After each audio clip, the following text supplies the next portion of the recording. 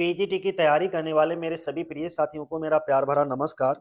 आज की वीडियो में हम लोग डिस्कस करेंगे रग्बी चैपल। और रग्बी चैपल को किसने लिखा है? मैथ्यू अर्नोल्ड के द्वारा ये लिखा गया है। तो ये है क्या? एक इलेजी है जो कि इन्होंने अपने पिता की याद में लिखा था। इनके पिता का नाम था डॉक्टर थॉमस अर्नोल्ड और उनकी मृत्यु हो गई थी 1842 में। तो चलो शुरुआत कर लेते हैं इनके की पॉइंट्स। और एक चीज ध्यान बनाए रखना, इस वीडियो में की पॉइंट्स के साथ साथ 20 एमसीक्यूज भी हैं। तो एक ही वीडियो में दोनों चीजें हैं, की पॉइंट्स भी हैं और इसके लास्ट में अंत में हम 20 एमसीक्यूज डिस्कस करेंगे आपके लिए। इसी पॉइंट के मोस्ट इंपॉर्टेंट एमसीक्यूज हैं रग्बी चैपल के। तो सबसे पहले पब्लिकेशन और बैकग्राउंड से संबंधित देख लीजिए। अगर हम इसके पब्लिकेशन और बैकग्राउंड की बात करें तो रग्बी चैपल कब पब्लिश हुई है? 1867 में इसको पब्लिश कराया गया था। ठीक है। दूसरा पॉइंट है written in memory of doctor Thomas Arnold in 1842। Doctor Thomas Arnold की याद में इसको लिखा गया है, अर्थात हम कह सकते हैं जो मैथ्यू अर्नोल्ड थे इन्होंने अपने पिता की याद में रग्बी चैपल इलिजी को लिखा। अब इनके पिता की मृत्यु कब हो गई थी? तो 1842 में इनके पिता की मृत्यु हो गई। ठीक है। अगला, compose nearly 15 year after his father's death. बोला गया है अपने पिता की मौत के लगभग 15 साल बाद इस इलेजी को लिखा गया था। कौन सी इलेजी को? रग्बी चैपल को। ठीक है। अब डॉक्टर अर्नोल्ड जो कि मैथ्यू अर्नोल्ड के पिता थे, वो कौन थे? एक फेमस हेडमास्टर थे। कहां? रग्बी स्कूल में। हम कह सकते हैं डॉक्टर अर्नोल्ड रग्बी स्कूल के एक फेमस हेडमास्टर थे। अगला, दूसरा पॉइंट क्या है?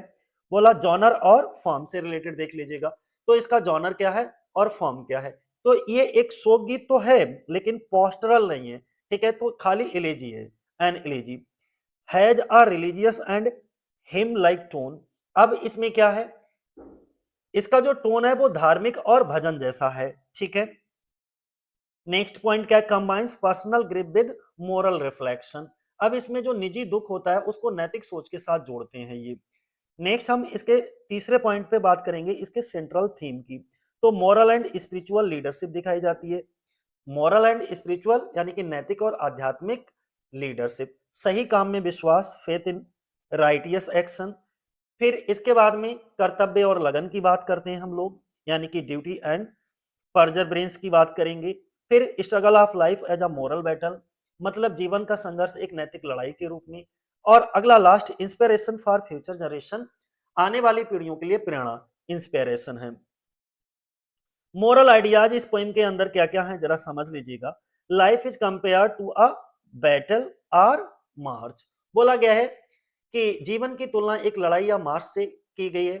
महान लोग गाइड और नैतिक लीडर के रूप में, यानी कि ग्रेट मैन एक्ट एज, जो ग्रेट मैन होते हैं वो एक्ट करते हैं किसकी तरह? गाइड एंड मॉरल लीडर्स की तरह। Humanity must continue progressing toward the city of God, symbol of a spiritual perfection and heaven को कह सकते हो। Emphasis on lefty moral idealism typical of Victorian thought. ठीक है। विक्टोरियन सोच की खासियत है और ऊंचे नैतिक आदर्शों पर जोर दिया गया है। ठीक है। अगला, पांचवा, important imagery and symbols, most and most important जहां से क्वेश्चन बनते हैं। ठीक है। मिलिट्री इमेजरी की अगर हम बात करें तो हमारी फाइलों में खाली जगह भरें, यानी कि fill up the gaps in our files. दूसरा, strengthen the wavering line, continue our march. ठीक है। Suggest moral struggle and discipline, यानी कि डगमथा, ये क्या का है? स्ट्रेंथन एंड वेवरिंग लाइन का मतलब होता है डगमगाती लाइन को मजबूत करें, अपना मार्च जारी रखें, नैतिक संघर्ष और अनुशासन का सुझाव देता है। ठीक है। भगवान का शहर, दिव्य लक्ष्य, ये सब चीजें इसमें दिखाई जाती हैं। ठीक है। City of God, symbol of divine goal, spiritual destiny, है ना, दिव्य लक्ष्य, आध्यात्मिक किस्मत, ये सब सिंबल के रूप में है। टोन और मूड कैसा होता है इसका? टोन और मूड की अगर हम बात कर लेते हैं तेजी से, फिर हम एमसीक्यूज की ओर बढ़ेंगे। ठीक है। तो एलेजिक यट इंस्पायरेशनल, यानी कि थोड़ा शोकपूर्ण तो है लेकिन प्रेरणा देने वाला है। फिर सीरियस, अपलिफ्टिंग और मोरली इंस्ट्रक्टिव, गंभीर, हौसला बढ़ाने वाला और नैतिक रूप से सिखाने वाला। इसके बाद में last tone ends with a ends with an appeal to continue the moral march, मतलब नैतिकता की राह पर चलते रहने की अपील के साथ ये खत्म हो जाती है। विक्टोरियन फीचर बहुत पूछा जाता है पीजीटी में, वेरी इंपॉर्टेंट है इसलिए मैंने लिख दिया। ठीक है। मोरल अर्नेस्टनेस, रिलीजियस सीरियसनेस दिखाई जाती है, विक्टोरियन फीचर है। यानी कि विक्टोरियन एज की विशेषताएं अगर आपसे पूछा जाए तो पीजीटी में आप बता सकते हो। नैतिक ईमानदारी, ये इसकी विशेषताएं थी विक्टोरियन एज की। मोरल अर्नेस्टनेस का मतलब क्या है? नैतिक ईमानदारी। फिर रिलीजियस सीरियसनेस का मतलब क्या है? धार्मिक गंभीरता। फिर महान लोगों की हीरो पूजा, hero worship of noble personalities, belief in progress and duty, तरक्की और ड्यूटी में विश्वास, ये सब चीजें। अगला, ये भी बहुत इंपॉर्टेंट है, ठीक है, क्या है इसमें? कंपेरिजन बहुत पूछा जाता है कि alike Thyrsis pastoral elegy for Thyrsis, Arthur Hugh Clough, Rugby Chapel is a religious moral elegy है, ठीक है। तो ये थायरसिस जो है वो पास्टरल इलेजी है, रग्बी चैपल कैसी है? रिलीजियस मॉरल इलेजी है। अगला, अब focus on more on ideal leadership than personal sorrow. और मोस्ट एक्सपेक्टेड पीजीटी क्वेश्चन कौन से हैं?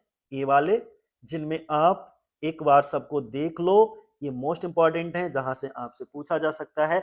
बाकी अब हम लोग करेंगे एमसीक्यूज को डिस्कस। ईयर ऑफ पब्लिकेशन आपको ध्यान बनाए रखना है, यानी कि जो रग्बी चैपल है वो 1867 में आया है। Death of the doctor Arnold, Matthew Arnold के पिता जो डॉक्टर अर्नोल्ड थे उनकी मृत्यु 1842 में, ठीक है। उसके, और इसका टाइप क्या है? ये एक इलेजी है, रिलीजियस या मोरल इलेजी कह सकते हो। मीनिंग, सिटी ऑफ गॉड का मीनिंग पता करके जाओ।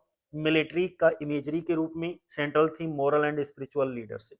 ये कुछ इंपॉर्टेंट पॉइंट है। अब हम बात करते हैं एमसीक्यूज की। बताओ सबसे पहला एमसीक्यूज हमारा कौन सा है? बोला गया Rugby Chapel is an elegy written by. Rugby Chapel क्या है? एक इलेजी है जो कि लिखी गई, किसके द्वारा लिखी गई? मैथ्यू अर्नोल्ड के द्वारा। सी ऑप्शन हो जाएगा हमारा। दूसरे नंबर का question, the poem Rugby Chapel was published in 1867, C option हो जाएगा। अगला क्वेश्चन है Rugby Chapel was written in memory of. Rugby Chapel किसकी याद में लिखा गया? Doctor Thomas Arnold, B option हमारा हो जाएगा। चौथे नंबर का क्वेश्चन है doctor Thomas Arnold was the famous headmaster of Rugby Chapel. जो डॉक्टर थॉमस अर्नोल्ड थे वो कहाँ के सबसे फेमस हेडमास्टर थे? रग्बी स्कूल के। पांचवा क्वेश्चन देखो कौन सा है, doctor Thomas Arnold died in. जो मैथ्यू अर्नोल्ड के पिता पिता डॉक्टर थॉमस अर्नोल्ड थे, इनकी मृत्यु कब हुई? 1842 में हुई थी। 6 नंबर का क्वेश्चन हमारा कौन सा, दी poem was composed approximately how many years after doctor Thomas Arnold.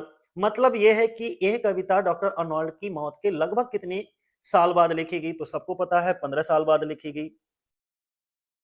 7वें number का क्वेश्चन एक बार देख लो क्या बोला गया है, रग्बी चैपल की सेंट्रल थीम बोल पूछ ली है कि the central theme of Rugby Chapel is, तो मोरल एंड स्पिरिचुअल लीडरशिप दिखाई जाती है, ये सेंट्रल थीम है इसकी रग्बी चैपल की।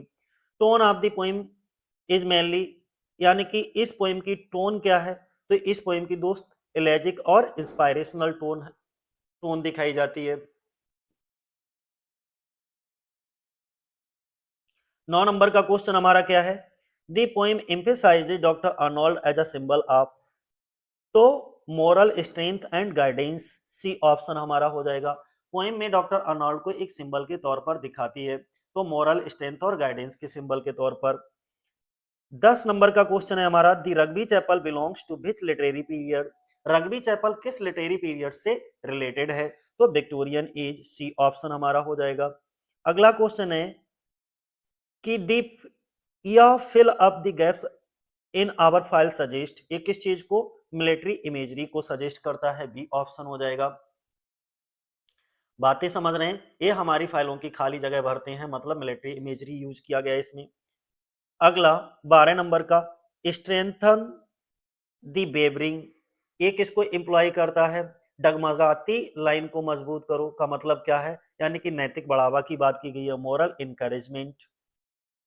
अगला 13 नंबर का क्वेश्चन क्या है, on on to the city of God symbolize, एक किस चीज को सिंबलाइज करती है? On to the city of God, इसका मतलब है स्वर्ग या आध्यात्मिक परफेक्शन की बात करता है, हेवन एंड स्पिरिचुअल परफेक्शन।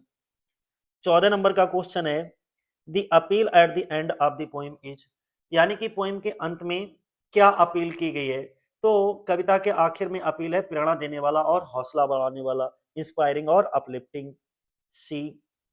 15 नंबर का क्वेश्चन है, Rugby Chapel can best be describe as.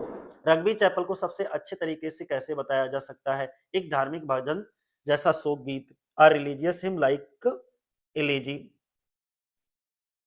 फिर बोला गया है दी poem reflects Arnold belief in. ये कविता अर्नोल्ड के किस विश्वास को दिखाती है? नैतिक ईमानदारी को दिखाती है, मतलब मोरल अर्नेस्टनेस। 17 नंबर का क्वेश्चन है हमारा, बोला गया the elegy honours doctor Arnold primarily as. ये शोकगीत डॉक्टर अर्नोल्ड के को मुख्य रूप से किस रूप में सम्मान देती है? तो एक आदर्श शिक्षक और मार्गदर्शक के रूप में, an ideal teacher and guide के रूप में। 18 नंबर का क्वेश्चन है हमारा, the imagery is sorry the imagery in the concluding lines mainly draws from. आखिरी लाइनों में इमेजरी मुख्य रूप से कहां से ली गई? युद्ध और लड़ाई, यानी कि war and battle, B option हो जाएगा। 19 नंबर का क्वेश्चन है हमारा, द फ्रेज कंटिन्यू आवर मार्च, इसका मतलब क्या है? ये किसको सजेस्ट करता है? तो मोरल एंड स्पिरिचुअल प्रोग्रेस को, नैतिक और आध्यात्मिक तरक्की को।